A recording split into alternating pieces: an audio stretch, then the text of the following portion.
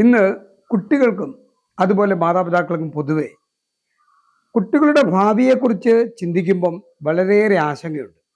ഈ ആശങ്കകൾ പൊതുവെ അവരുടെ ഉപരിപഠന സാധ്യതകളെക്കുറിച്ചും അതുമായി ബന്ധപ്പെട്ട തീരുമാനം എടുക്കുന്നതിനെ കുറിച്ചുമാണ്.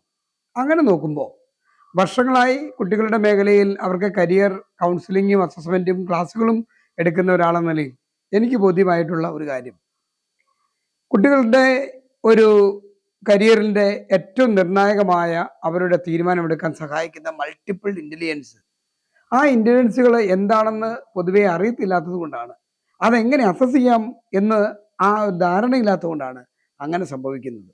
അതുകൊണ്ട് അതിനുള്ള പരിഹാരം ഇന്ന് പാലയിലെ മെറാക്കി കരിയർ ഹബ്ബ് കുട്ടികൾക്ക് കൊടുക്കുമ്പോൾ ഞാൻ അവരെ കൃത്യമായി പറഞ്ഞ് ബോധ്യപ്പെടുത്തുന്നത് ഈ മൾട്ടിപ്പിൾ ഇൻ്റലിജൻസ് എന്താണെന്നുള്ള ഒന്നാണ്. അതിൽ മൾട്ടിപ്പിൾ ഇൻ്റലിജൻസിലെ ഏറ്റവും ആദ്യം നമ്മൾ കാണേണ്ടത് കുട്ടികളിലെ 9 മൾട്ടിപ്പിൾ ഇൻ്റലിജൻസുകൾ ഏതൊക്കെയാണ് എന്നുള്ളതാണ്. അതിലൊന്ന് ലിംഗ്വിസ്റ്റിക് സ്കില്ലാണ്, ഭാഷാപരമായ കഴിവുകൾ. നോക്കിയ വിദേശത്തൊക്കെ കുട്ടികൾ പഠിക്കാൻ പോകുന്നു, പുറത്ത് പഠിക്കാൻ പോകുന്നുണ്ടെങ്കിൽ അവർക്ക് പോകണമെങ്കിൽ ലിംഗ്വിസ്റ്റിക് സ്കിൽ വേണം. അങ്ങനെയുള്ള എബിലിറ്റിയുള്ള കുട്ടികളുണ്ട്. അവർക്ക് അവർ പഠിക്കുന്ന വിഷയത്തിലെ മാർക്കിൻ്റെ മാത്രം മാനദണ്ഡങ്ങളിലല്ല അവരുടെ ഭാവി തീരുമാനിക്കപ്പെടുക. അവർക്ക് വേണ്ടത് അവരുടെ ലിംഗ്വിസ്റ്റിക് എബിലിറ്റി എന്താണെന്ന് കണ്ടെത്തണമെന്നുള്ളതാണ്. ഇത് ഡോമിനൻ്റ് ആയിട്ട് അവർക്ക് ഉണ്ടോ എന്ന് അസസ് ചെയ്യുമ്പോൾ അറിയാൻ പറ്റും. അങ്ങനെയുള്ളവർക്ക് നഴ്സിംഗ് കോഴ്സൊക്കെ കഴിഞ്ഞ് കുട്ടികൾ പൊതുവെ നഴ്സിംഗ് ഡിഗ്രി എടുക്കുന്നു. പക്ഷേ അത് കഴിഞ്ഞ് ഉടൻ തന്നെ വിദേശ രാജ്യങ്ങളിൽ യൂറോപ്യൻ കൺട്രികളിലേക്ക് പോകണമെങ്കിൽ ഈ ലിംഗ്വിസ്റ്റിക് സ്കിൽ ഉണ്ടെങ്കിൽ അവർക്ക് തീർച്ചയായിട്ടും വളരെ എളുപ്പത്തിൽ IELTS സ്കോർ എടുത്ത് പോകാം. അപ്പോൾ അങ്ങനെയുള്ള ഒരു മൾട്ടിപ്പിൾ ഇൻ്റലിജൻസ് അറിയുക. നഴ്സിംഗിന് മാത്രമല്ല, ഏത് മേഖലയിലേക്കും വിദേശത്തും സ്വദേശത്തും ലിംഗ്വിസ്റ്റിക് സ്കില്ലുള്ളവർക്ക് അതിനനുസരിച്ചുള്ള വിവിധങ്ങളായ കോഴ്സുകളും ഓപ്ഷനും ഓപ്പർച്യൂണിറ്റീസുമാണ്. അതുപോലെ തന്നെ വിവിധ എൻട്രൻസുകൾ, നീറ്റ്, JEE അതേപോലെയുള്ള പ്രമുഖ എൻട്രൻസുകളൊക്കെ എഴുതുന്ന കുട്ടികൾക്ക്, അതുപോലെ സർക്കാർ സർവീസുകളിലെ ടെസ്റ്റുകളൊക്കെ എഴുതി ഉന്നത നിലയിൽ എത്തണമെങ്കിൽ അവർക്ക് ഒക്കെ ഈ ലോജിക്കൽ മാത്തമാറ്റിക്കൽ എന്ന മൾട്ടിപ്പിൾ ഇൻ്റലിജൻസ് ആണ് അവരെ സഹായിക്കേണ്ടത്. അത് ഉള്ളവർ ഇവിടെ ഉണ്ട്. പക്ഷേ അങ്ങനെ ഉള്ളവർ മാത്രമാണ് നമ്മൾ ഈ പറയുന്ന എൻജിനീയറിംഗ് മേഖലയിലേക്കൊക്കെ പോകേണ്ടവർ. അങ്ങനെയുള്ള ലോജിക്കൽ മാത്തമാറ്റിക്കൽ സ്കില്ല് ഉള്ളവരാണ്. പലപ്പോഴും ഈ ഒരു എബിലിറ്റി എന്താണെന്ന് അറിയാതെ കുട്ടികളെ എൻജിനീയറിംഗ് വിടുന്നത് കൊണ്ടാണ് എൻജിനീയറിംഗ് സ്ട്രീമിലൊക്കെ പോയിട്ട് കുട്ടികൾക്ക് അരിയേഴ്സൊക്കെ കിട്ടി അവർ ഉന്നത നിലയിൽ എത്താൻ പറ്റാതെ പോകുന്നത്.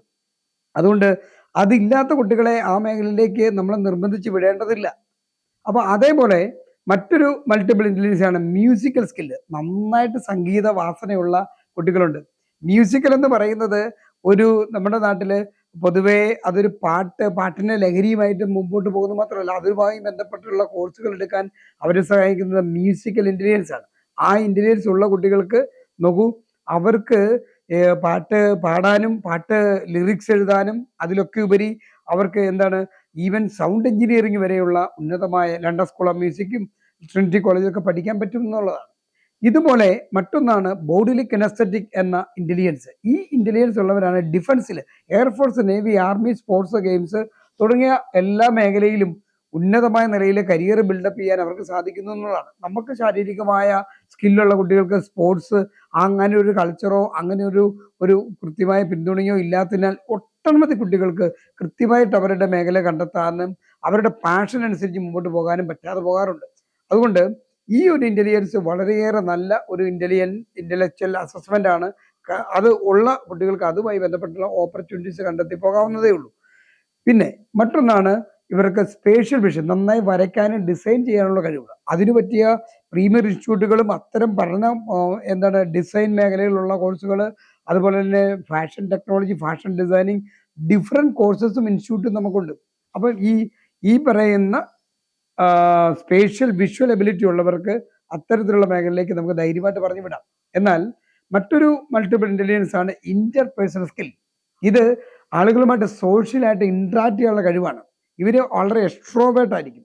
അതുകൊണ്ട് തന്നെ അവർക്ക് വളരെ ഇമ്പ്രസീവായിട്ട് കമ്മ്യൂണിക്കേറ്റ് ചെയ്ത് ആളുകളെ കൂടുതൽ അവർക്ക് അവരുമായിട്ട് ഇൻട്രാക്ട് ചെയ്യാനും അതുപോലെ തന്നെ വളരെ സന്തോഷത്തോടെ അവർക്ക് ജോലി ചെയ്യാനും പറ്റുന്ന ഒന്നാണ്. പല മേഖലകളിലേക്കും അവർക്ക് പോകാൻ പറ്റും. Market management field, marketing field, അതുപോലെ തന്നെ ടീച്ചിങ്, അതേപോലെ ഏത് ട്രെയിനിങ് മേഖല, ഇങ്ങനെ ഒട്ടനവധി ലോകത്തിലുള്ള ഏത് മേഖലയിലും ഈ ഒരു ഇൻ്റലിജൻസ് ഉള്ളവർക്ക് വളരെയേറെ ശോഭിക്കാനാവും. അതേപോലെ തന്നെ ഇൻട്രാ പേഴ്സണൽ സ്കിൽ എന്ന് പറഞ്ഞാൽ മറ്റൊന്നുമല്ല, അതായത് ഇവര് അല്പം ഇൻട്രോവേർട്ട് ആയിരിക്കും.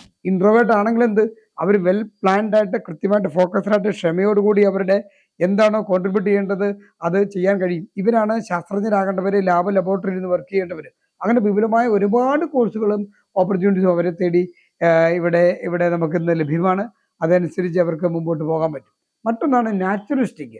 നാച്ചുറിസ്റ്റിക് എന്ന് പറഞ്ഞാൽ മറ്റൊന്നുമല്ല, ഇവര് ശരിക്കും പറഞ്ഞാൽ നാച്ചുറിസ്റ്റിക് ആണ്.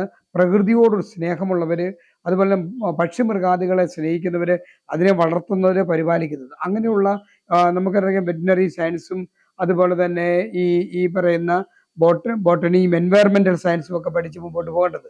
ഇത് അങ്ങ് റിസർച്ച് തലങ്ങളിൽ വരെ അവർക്ക് എത്താൻ, സയന്റിസ്റ്റ് വരെ ആകാൻ പറ്റുന്ന മേഖലകളൊക്കെയാണ്.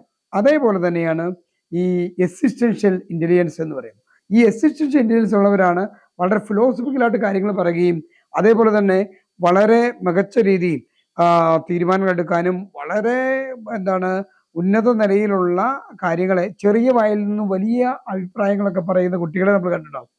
ഇവർക്കൊക്കെ ഒരുപക്ഷെ ഈ ഒരു ഇന്റലിജൻസ് ആണ് കാണുക. അപ്പൊ ഇങ്ങനെ ഈ 9 മൾട്ടിപ്പിൾ ഇന്റലിജൻസും എന്താണെന്ന് അറിയുകയും അവരുടെ യുണീക്ക് പൊസിഷനിൽ ഏതാണ് ഡോമിനന്റ് ആയിട്ട് അവർ നിൽക്കുന്നത് എന്ന് തിരിച്ചറിഞ്ഞാൽ നമുക്ക് തീർച്ചയായിട്ടും ആ മേഖലയിലേക്ക് പോകാൻ പറ്റും. പലപ്പോഴും കുട്ടികൾ അതിനകത്ത് excellent, above average, average, below average ആയിരിക്കും കാണുക. ഇതിൽ ഏത് പൊസിഷനാണ് ആവറേജും ബിലോ ആവറേജും ആണ് ഏതെങ്കിലും ഒരു ഇന്റലിജൻസിൽ, അതുമായി ബന്ധപ്പെട്ടുള്ള പഠന മേഖല നമ്മൾ പരമാവധി ഒഴിവാക്കിക്കൊണ്ട് അവർക്കുള്ള എബോ ആവറേജും ഇന്റലിജൻസും എക്സലൻസും കാണിക്കുന്ന ഇന്റലിജൻസിനനുസരിച്ച് അവരെ നമ്മൾ ഉപരിപഠനത്തിലേക്ക് പറഞ്ഞു വിടാൻ ഇത്തരം അസസ്മെന്റുകൾ കൊണ്ട് കഴിയും. അത്തരമൊരു അസസ്മെന്റ് ആണ് മെറാക്കി കരിയർ ഹബ്ബ് പാലായിൽ ഒരുക്കുന്നത്.